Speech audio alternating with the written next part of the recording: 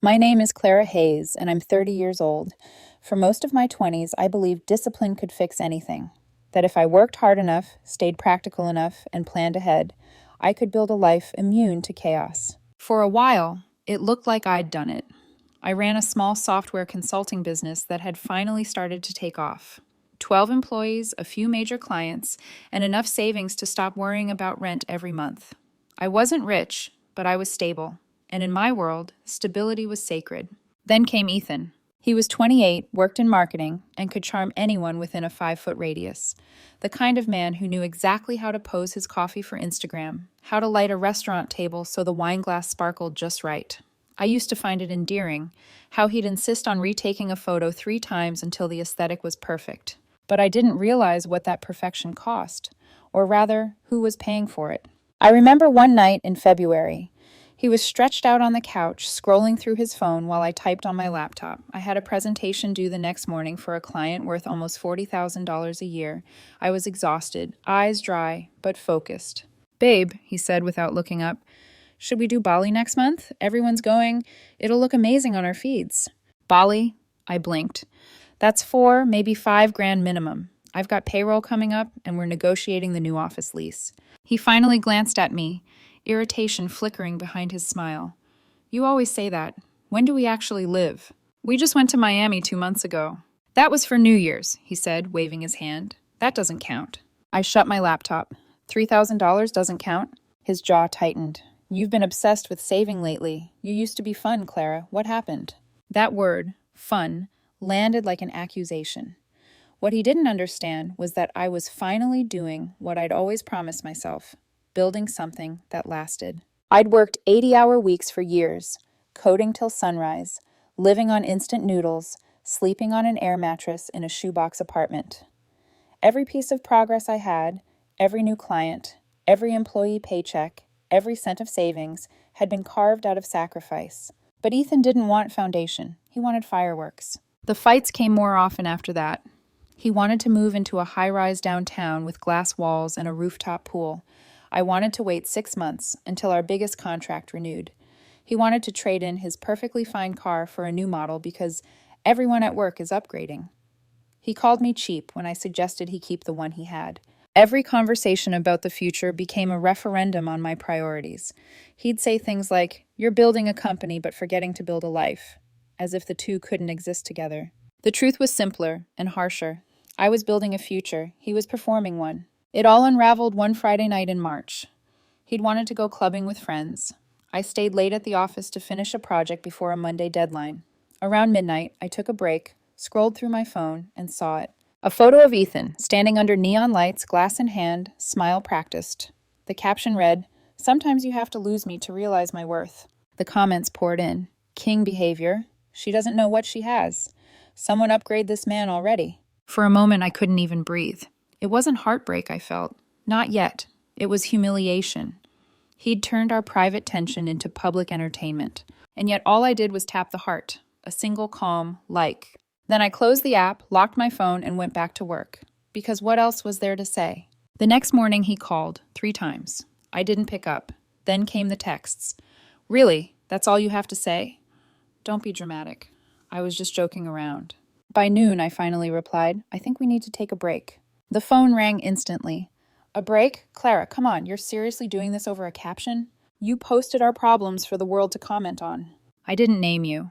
"Ethan, everyone knows." Silence. Then his voice softened, the performance slipping just a little. "I was drunk and upset. I just wanted you to notice me." "I noticed," I said quietly. "That's the problem." He exhaled sharply. "So that's it? After everything?" "I've been trying for months to fix everything, but I can't build us while you're busy performing us." He tried again, gentler this time. "I love you." I almost smiled. "Then why do I feel like a sponsor instead of a partner?" He didn't have an answer. After I hung up, the apartment felt painfully still. Our framed photo from Miami stared at me from the bookshelf, the one he'd insisted we print because it looks like a magazine cover. I turned it face down. I wasn't angry anymore, just emptied out. I'd been so busy funding someone else's fantasy that I hadn't noticed how invisible I'd become in my own life. That night, I opened my savings spreadsheet, the one labeled House Fund 2026. Next to the total, I added a new line, emotional debt paid. I didn't cry. I didn't call. I didn't post a thing. Just this thought, steady and simple. I'm done paying for love that cost me myself. A week passed. Silence. No calls, no texts, until one Saturday morning when my phone buzzed with a notification. Ethan tagged you in a post. My stomach tightened. Against better judgment, I opened it. A photo of him on a beach, shirtless, tanned, laughing, next to a blonde woman I didn't recognize. The caption read, "When you finally find peace." Peace. That word stung worse than anger would have, because peace was what I had been begging him for. Quiet, stability, honesty. And now he was selling it as part of a vacation aesthetic. I didn't comment, didn't message him. I just sat there staring at the post until I felt something inside me shift from hurt to clarity. I wasn't angry that he moved on so fast. I was angry that I had built the platform for it. The apartment lease? My name. The credit card points he used for those flights? Mine. The business class upgrade? Also mine. Even the watch he wore in the picture. I'd bought it for his birthday. I'd been his invisible investor, and now I was done funding the illusion. I started small. First, I removed him from my phone plan. Then I called the apartment manager and gave my 30-day notice. When Ethan texted, confused, "Wait, are you serious?" I replied, "Completely." He called me 5 minutes later. "Clara, what are you doing? You can't just cancel everything. I have shoots lined up, collaborations." "Then you'll figure it out," I said. "You're a creative, right?" "You're being petty." "No," I said, voice steady. "I'm being practical. You wanted freedom. Here it is."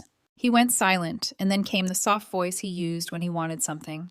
"Clara, don't do this. I made a mistake. I miss you." "You miss the security," I said. "Not me." Then I hung up. 2 weeks later, I got an email from my accountant. Apparently, several business expenses from the last quarter looked odd. A handful of marketing invoices. Small, scattered, each under $500. I didn't recognize the vendor names. I pulled every record. Same email address on the receipts, one I didn't know. And then I saw it. One of the PayPal receipts had a note line.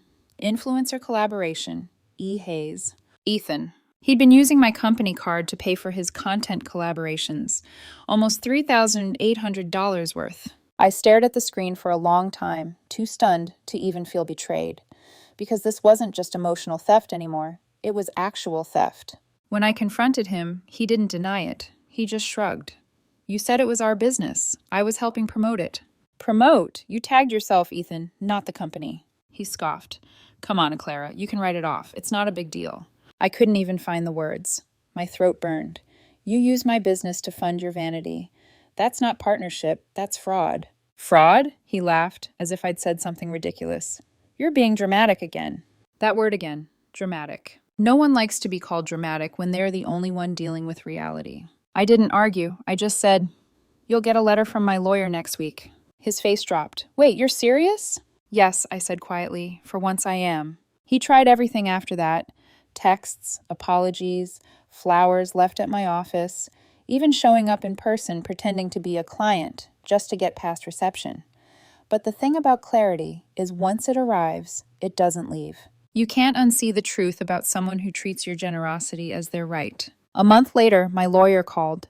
Ethan had agreed to repay the money, sign an NDA, and remove all posts that used my company or likeness. It wasn't about revenge. It was about reclamation. Still, part of me ached. Not for him, but for the years I'd spent thinking love was measured by how much I could provide. Fast forward 6 months. New apartment. Smaller, quieter, mine. My company had doubled in clients since the breakup. Apparently discipline, the thing he mocked, had its rewards. Then, one morning, I opened Instagram. There he was again. Ethan, in another country, another rented villa, another caption about hustle and manifestation. Only this time something was off. No comments, no likes. The post had been up for 2 days. I realized he'd been shadow banned, or maybe just forgotten. And for the first time, I didn't feel bitterness. Just a calm kind of closure. Because the truth is, I didn't need to ruin him.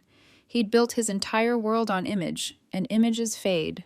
But I'd built mine on work, and work endures. I closed the app, took a sip of coffee, and smiled. Then I whispered the quietest, truest goodbye. "You were just a picture, Ethan. I'm the frame that held it together, and I finally let go." It had been almost a year since Ethan vanished from my life. By then, I'd learned how silence could be a kind of luxury. Mornings without tension, nights without performance, days that felt real. My company was thriving. I'd hired 5 new employees, moved into a brighter office with actual windows, and even took a quiet trip to Kyoto. No filters, no hashtags, no one asking me to pose again, but look happier. Then, one Tuesday afternoon, as I was leaving a client meeting, my phone buzzed. Unknown number. For a second, I almost ignored it. But then I saw the text preview. Clara, if it's me, please don't block me before I explain. I froze. That night, curiosity, or maybe closure, got the better of me. I opened the message thread. Ethan, I messed everything up. Ethan, I know I don't deserve to ask this, but can we talk? Ethan, please, I just need a few minutes. I didn't reply. Not that night, not the next morning either. But 2 days later, as I walked past the cafe near my office, I saw him. Sitting alone, head down, no phone in sight. That was the first surprise. The second was how different he looked. The expensive clothes were gone. His hair, once perfectly styled, was now overgrown. He looked smaller. He spotted me through the window, and his expression flickered between hope and guilt. For a moment, I almost walked away. But something, maybe the need to end it properly, made me step inside. He stood immediately. Clara, thank you for coming. I didn't, I said flatly. I just happened to walk by. A small, embarrassed smile. Right. Still, thank you for not walking away. I crossed my arms. You have 3 minutes. He took a breath. I lost everything. I raised an eyebrow. You'll have to be more specific.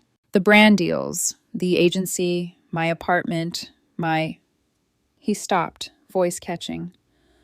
Turns out, when your followers realize everything was fake, they don't stick around. I said nothing. He went on, quieter now. Someone leaked the invoices, the fake sponsorships, the travel expenses I didn't actually pay for. It all came out. I tilted my head. You mean the same invoices you charged to my business card? He winced. Yeah, that came up too. And you expect me to, what? Forgive you? Feel sorry for you? No, he said softly. I just wanted to say I understand now. You were right. About everything. There it was, the apology I'd once thought I needed. Only now, it felt like hearing an echo in an empty room. You know, I said quietly, when you left, I thought the worst part was losing you, but it wasn't. It was realizing how small I'd made myself to keep you comfortable. He looked down. I didn't mean to use you. You didn't mean to, but you did. He nodded, shame flickering across his face. I'm trying to start over. I just don't know where to begin. For a moment, I almost softened. Then something steadier, colder, settled in me. You start, I said, by not asking the people you broke to rebuild you. He opened his mouth, but I was already standing.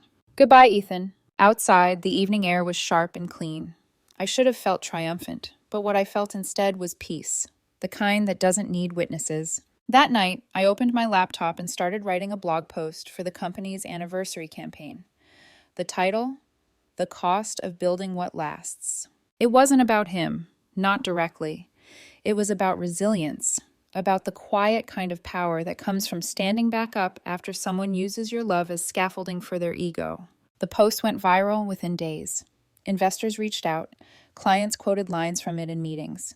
And just like that, the story I'd once been ashamed of became the reason doors opened. A month later, I got one last message from Ethan. No apologies this time, no begging, just a single line. You were right. Stability is the real luxury. I never replied.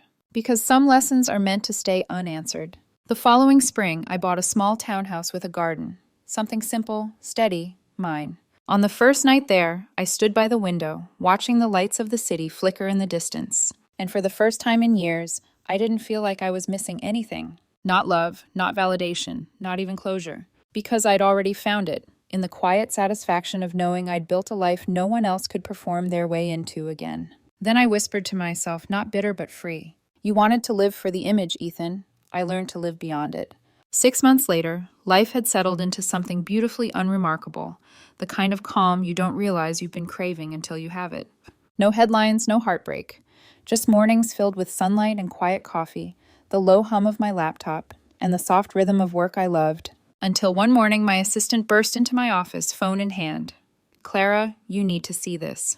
I took the phone and froze. On the screen was a YouTube thumbnail. Ethan Hayes, How I Lost Everything and Found Myself. Over 200,000 views. The caption read, My journey from betrayal, debt, and shame to forgiveness.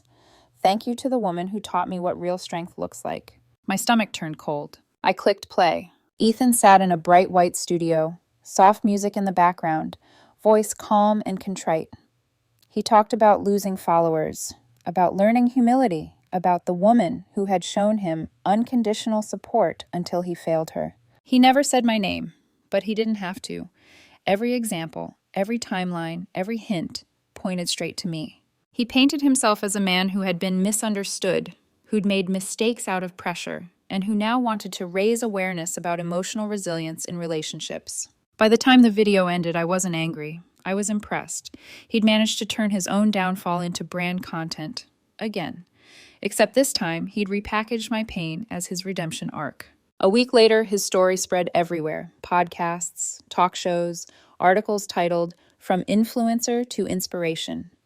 He'd started a charity, the Rebuild Project. His tagline, helping others rebuild after emotional loss. The audacity almost made me laugh. Almost. Then one morning, I opened my inbox and found my company's name tagged in one of his posts. Huge gratitude to Hayes Consulting for inspiring me to rebuild with integrity. Always grateful to those who helped me rise again. My phone started lighting up. Clients asking if we were collaborating, followers tagging us, journalists sending requests for comments. He'd found a way to re-enter my life, publicly, under the guise of gratitude. That was his move. He didn't fight back, he attached. But this time I wasn't the same Clara. 2 days later, I called a meeting with my PR head and legal advisor. Let's handle this professionally, I said, and poetically.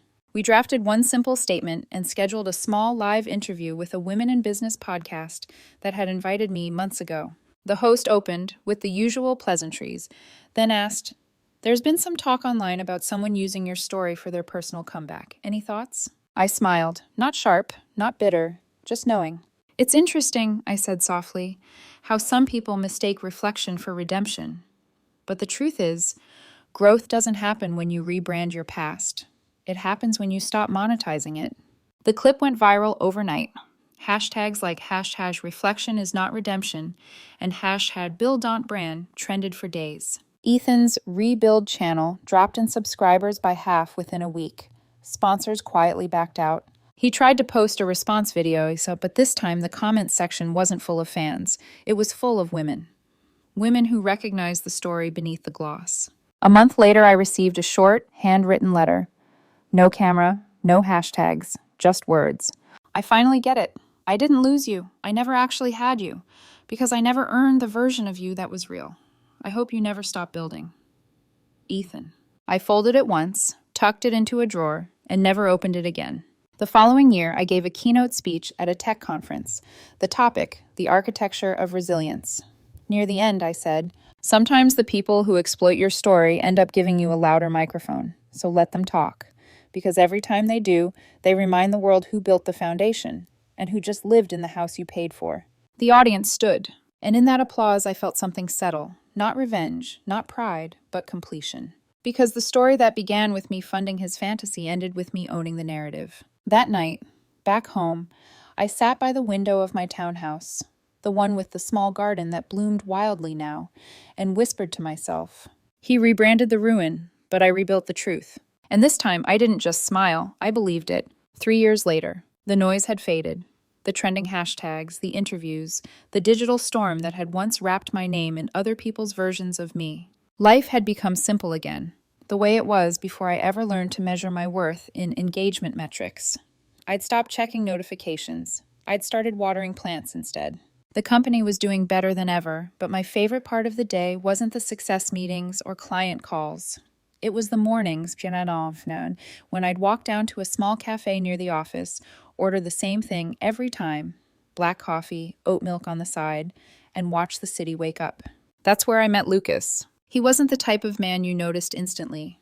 No designer watch, no curated charm, just presence. He worked at a small architecture firm across the street, always came in around the same time, laptop under his arm, blueprints half sticking out of his bag. We started with nods, then small talk, Then the kind of easy conversation that doesn't feel like effort. He never once asked what I did for a living, not until maybe our fifth coffee together. When I told him, he just smiled. Explains the focus, he said. You look like someone who's always building something. And somehow that one line said everything. We didn't rush. No grand declarations, no stage photos, no need to prove anything. He'd walk me halfway to my office some mornings. Sometimes we'd sit in silence, just listening to the street sounds, the kind of quiet that felt safe, not awkward. One evening, over dinner, he said, "You seem like someone who's learned to carry peace like it's fragile." I looked at him for a long moment before answering. "It used to be," I said. "Now it's just expensive." He laughed softly, not mocking, not performative, just understanding. And that's when I realized love doesn't have to audition. Months passed. He never once asked to take a picture together. When I mentioned that, half joking, he said, "Why would I need a photo when I can just be here?" That sentence, plain, quiet, steady, did what grand gestures never could. It restored something in me I didn't even know was still broken. One spring afternoon, we drove out of the city to a coastal town, the kind of place with chipped paint, small boats, and air that smelled like salt and second chances. We walked the pier in silence until Lucas stopped, turned toward me, and said, "You ever think about how some people chase the spotlight, but the best things happen in the shadows?" I smiled. I used to chase the ones holding the flashlight. He chuckled. "And now?" "Now," I said, "I just want someone who will walk beside me, even when it's dark." He didn't answer. He just reached for my hand, fingers warm against the breeze. And that was enough. That night, as we drove back, my phone buzzed with a notification. Some article mentioning Ethan again, something about a new self-help book. For a second, I hovered over it. Then I swiped it away. No curiosity, no anger, just quiet detachment. Because I'd already outgrown the version of myself that needed to respond to noise. I wasn't living for the image anymore. I was living inside the frame I'd built, one steady piece at a time. Later, as I stood by the window of my home, garden in bloom, city lights flickering in the distance, I realized something simple and profound. Peace doesn't make headlines, but it lasts longer than any post ever could. I whispered, almost to the night itself. I used to build to be seen, now I build to stay. And somewhere behind me, from the kitchen, Lucas called out, "Coffee or tea before bed?" I smiled. Surprised me. Because for once I didn't need control, I just needed the quiet kind of love, the kind that asks for nothing but truth.